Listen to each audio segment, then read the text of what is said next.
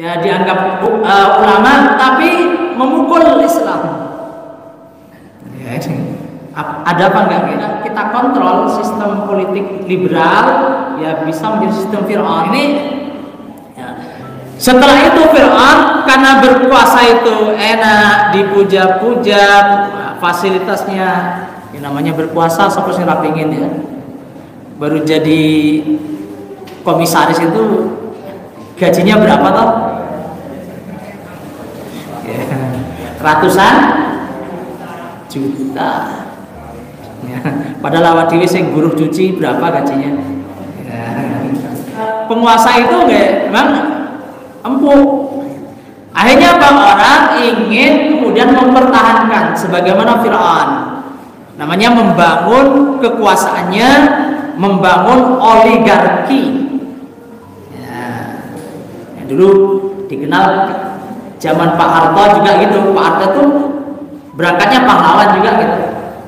Lama-lama muncul istilah KKN. Korupsi, kolusi, nepotisme. Yaitu oligarki, jadi kekuasaan oleh kelompoknya. Nah, Fir'aun itu juga begitu. Fir'aun itu membangun kekuasaannya supaya langgeng. Satu, melalui birokrat. Birokratnya ya di menteri tentara itu dengan tangan kanannya namanya Haman. Dia itu birokrat termasuk dan teknokrat juga. Multifungsi Haman itu mengendalikan tentara, menjadi perdana menteri sekarang, mengendalikan para menteri, bahkan ikut proyek-proyek juga. Pelaksana seperti proyek menaranya Fir'aun yang ingin melihat Tuhannya Nabi Musa itu. Ini pelaksananya Haman. Haman ini yang menjadi kaki tangannya, yang memberi saran-saran. Ya, jadi jabatannya rangkap-rangkap. Ya. Jadi hati-hati kalau panjenengan jadi presiden, jangan mengangkat menteri jadi rangkap-rangkap ya. Ya. Di sini ada, di sana ada, di sini. Ya. Saya sampaikan pada panjenengan karena kayaknya nggak ada yang mau jadi presiden ini. Kemudian selain melalui Haman, juga Fir'aun itu menggunakan ulama-ulama penjilat yang ilmunya digunakan untuk bersilat lidah untuk mendukung kekuasaannya. Ya, tokoh utamanya Bal'an. Ya, ada seorang namanya Bal'an bin Bawra. Ya. Ini Bal'an ini dipisahkan di dalam Al-Quran menurut Ibnu Mas'ud. Jadi ayat 175 dari surah Al-A'raf, A'udzubillahi minasyaitonirrajim. Watlu naba'al ladzi atainahu ayatina fansalakha minha fa'atba'ahu syaitan fakana minal ghawin. Dan bacakanlah berita orang yang kami beri ayat. Maksudnya orang diberi ilmu oleh Allah sebagai ulama, tapi kemudian dia melepaskan diri dari ayat-ayat Allah, meninggalkan ayat-ayat Allah, kemudian diikuti oleh setan, dan dia termasuk orang yang sesat. Ya, Bal'am menurut Ibnu Mas'ud ini adalah kisah zaman Bani Israel, seorang tokoh agama namanya Bal'am bin Bawra yang dijadikan kaki tangan oleh Fir'aun. Ya, kalau sekarang ada yang tokoh-tokoh seperti itu ya ini memang profilnya Bal'am. Jadi tokoh ya dianggap ulama tapi memukul Islam. Ya, ada apa enggak ya? Enggak usah diberitahu, kayaknya ada, kayaknya banyak ya. Jadi yang digunakan untuk melegitimasi kekuasaan, ya. Sehingga ayat-ayat itu digiring, ya, digiring ke sana. Sekarang kan bingung. Ulama sini gini, ulama yang ini membela ini begini, udah akhirnya umat pecah. Akhirnya nggak kuat kritik kepada kekuasaan. Padahal kritik itu adalah gizi bagi setiap pemimpin. Jadi kritik itu bukan petaka sebetulnya, kritik itu gizi. Karena yang paling tahu kejelekan itu adalah yang kritik. Kalau pendukungnya dikasih tahu yang baik-baik, gitu. Jenengan itu zaman manten anyar, tanya kepada suaminya, Pak, kekurangan saya apa? Lainnya. Ya. Bapak-bapak juga begitu. Kekurangan saya apa Budi? Orang enek. Tapi wong ireng, justru hitam itu manis. Udah aku jadi kocok-kocok pesek unda itu namanya mancung ke dalam. Ya. Bahkan yang giginya nggak teratur pun, bukan nggak teratur, itu namanya gingsul 10. Jadi istilah Arabnya itu ainul ridha an kulli aibin qalilah. Jadi namanya kalau pandangan sedang ridho, sedang senang, semua aibnya itu nggak terlihat. Kama anna aina sukhti tubdil masawi. Sebagaimana orang kalau lagi nggak suka, yang jelek-jelek itu terlihat. Sehingga kalau ada orang yang mengkritik itu sebetulnya gizi. Itu sebetulnya berkah. Ya, kritik. Tapi kalau ada orang yang jelek-jelekan, itu nggak benar. Beda dengan menjelekkan dengan kritik. Kalau kritik itu pemikiran, kebijakan. Kalau menjelekkan nanti fisik, ya macam-macam. Nah itu namanya ujaran kebencian. Harus bisa dibedakan.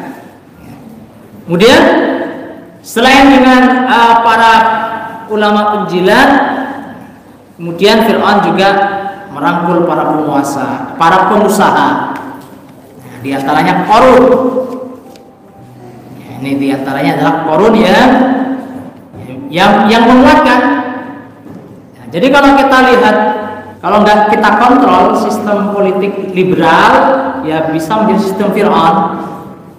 Karena yang berkuasa adalah pemilik modal. Harus mau nah, jenengan dadi RT kecil aja, terus kampanye wis kabeh dicukupi oleh pemodal. Sumben nek nyuwun proyek apa arep raiso apa gitu, tidak bisa. Akhirnya apa? Karena lamanya Fir'aun berkuasa, akhirnya Fir'aun dipuja-puja terus. Akhirnya Fir'aun ketika didakwai oleh Nabi Musa, dakwahnya pun itu sudah santun. Allah memerintahkan Musa dan Harun agar mengucapkan qaulan layyina. Jangan yang keras-keras sama Fir'aun. Jadi kalau mendakwah itu yang santun, sampaikan yang baik-baik, ya, ingatkan. Ya, Nabi Musa minta teman Nabi Harun karena Nabi Harun itu ngomongnya lebih pintar. Ya, kalau Nabi Musa nggak begitu pintar, ya, maka Nabi Harun yang afsahul lisanan, yang lebih fasih ngomongnya, lebih pintar, itu membantu mendakwai Fir'aun. Tapi kroni-kroninya Fir'aun termasuk Haman ini yang memberi nasihat yang tidak positif. Jangan ikuti Musa. Masuk Haman itu.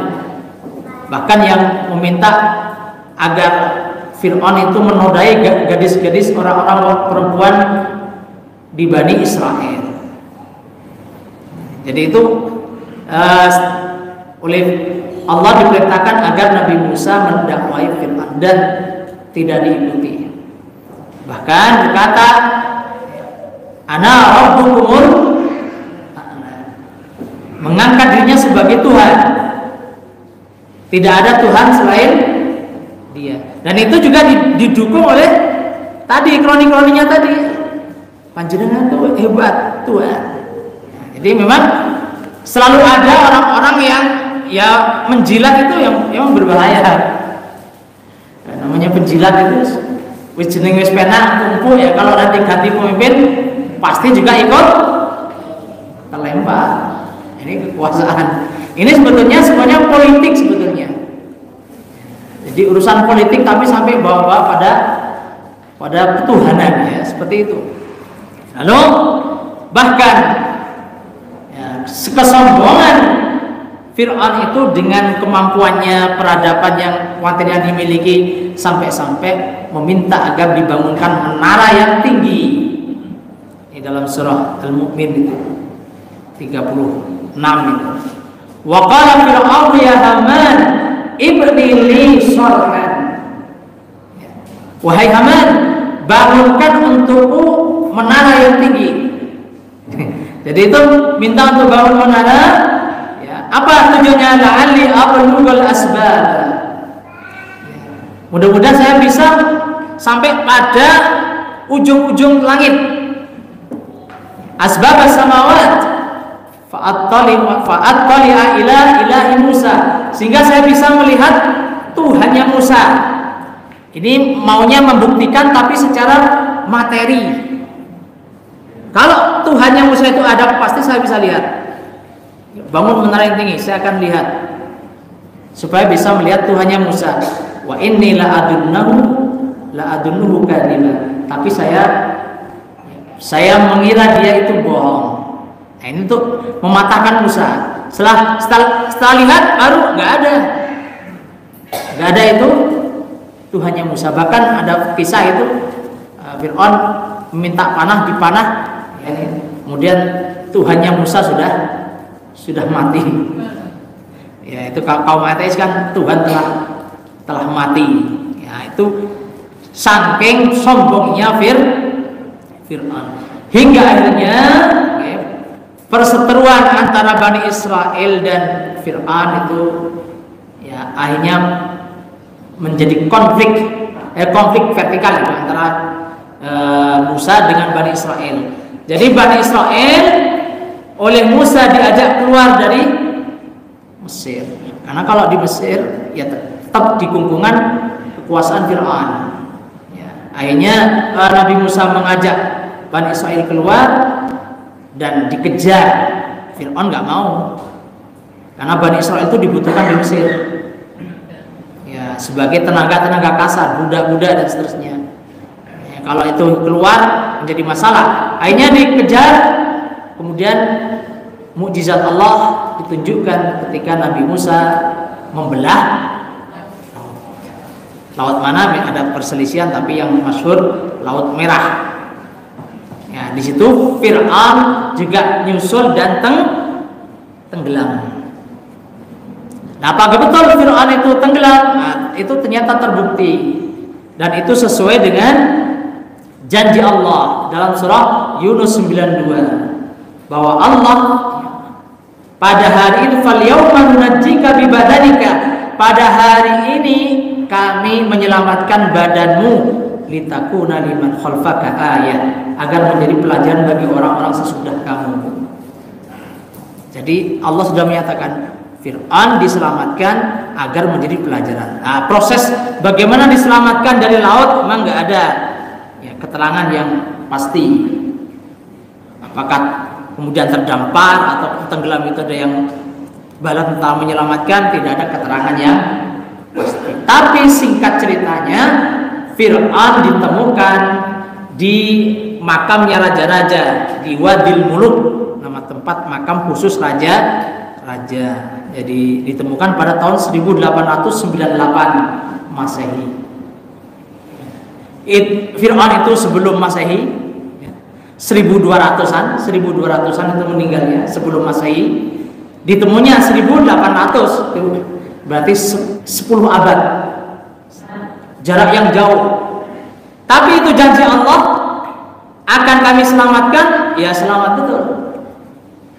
Ditemukan di situ ya Fir'aun. Apakah itu benar?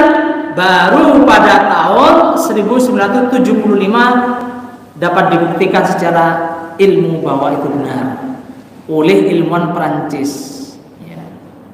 Maurice Bucaille namanya, Maurice Bucaille, yang meneliti di laborat. Ternyata ciri-ciri yang disebutkan Quran, tenggelam ya, di laut, kandungan garamnya tinggi, itu cocok.